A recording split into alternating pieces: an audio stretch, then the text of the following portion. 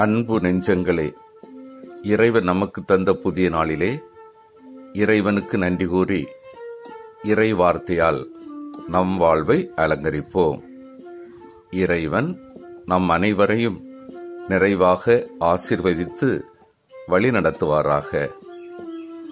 இன்றைய நற்செய்தி வாசக சிந்தனை. தந்தை மகன் ஒற்றுமை.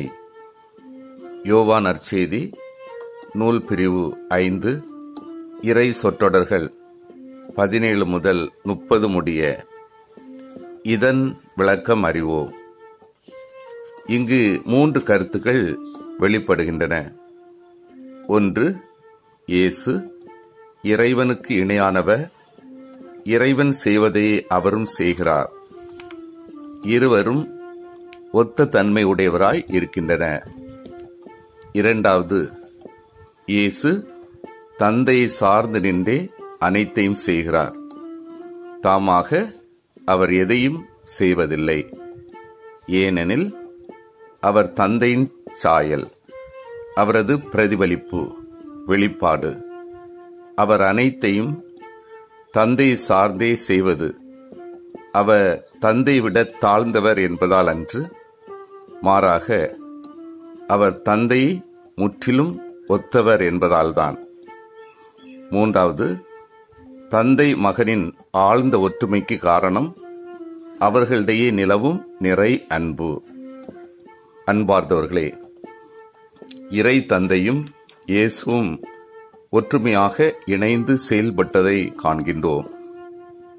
இயேசுவின் வார்த்தைகள் இறை தந்தையின் வார்த்தைகள், இயேசுவின் சிந்தனைகள் இறை தந்தையின் சிந்தனைகள், இயேசுவின் செயல்கள் இறை தந்தையின் செயல்கள்.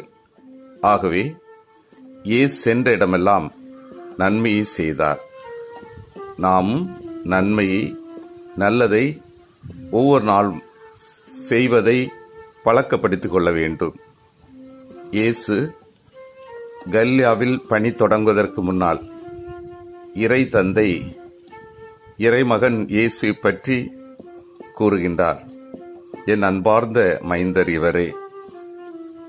அதே நேரத்தில் இயேசு எருசலேமில் பணி நிறைவு செய்வதற்கு முன்னால் இறை தந்தை இறைமகன் இயேசுவை பற்றி கூறுகின்றார். என் அன்பார்ந்த மைந்த இவரே.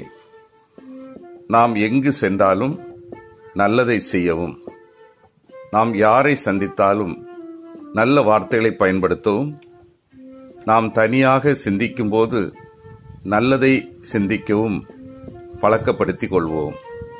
அதே நேரத்தில் தீமையை நன்மையால் வெல்வோம். இயேசு இறை தந்தைக்கு எல்லா சூழலிலும் மிகவும் பிரமாணிக்கமாக திகழ்ந்தது போன்று நாம் இறைவன் முன்னிலையில் என்றும் பிரமாணிக்கமாக திகழவும் நேர்மையாகவும் வாழ நம்மையே பழக்கப்படுத்திக் கொள்வோம்.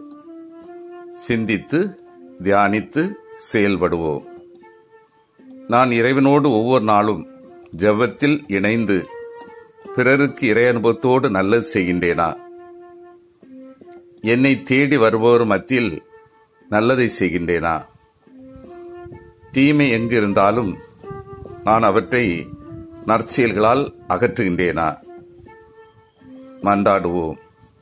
வல்லமை மிக்க இறைவா, எங்களது சிந்தனையில் நல்லதை ஏற்று தியானித்து எங்களது வார்த்தைகள், செயல்கள் பிறர் மத்தியில் நல்லதை கொணரவும் உறவை கட்டியெழுப்பவும் வரம் தாரும். ஆமீன்.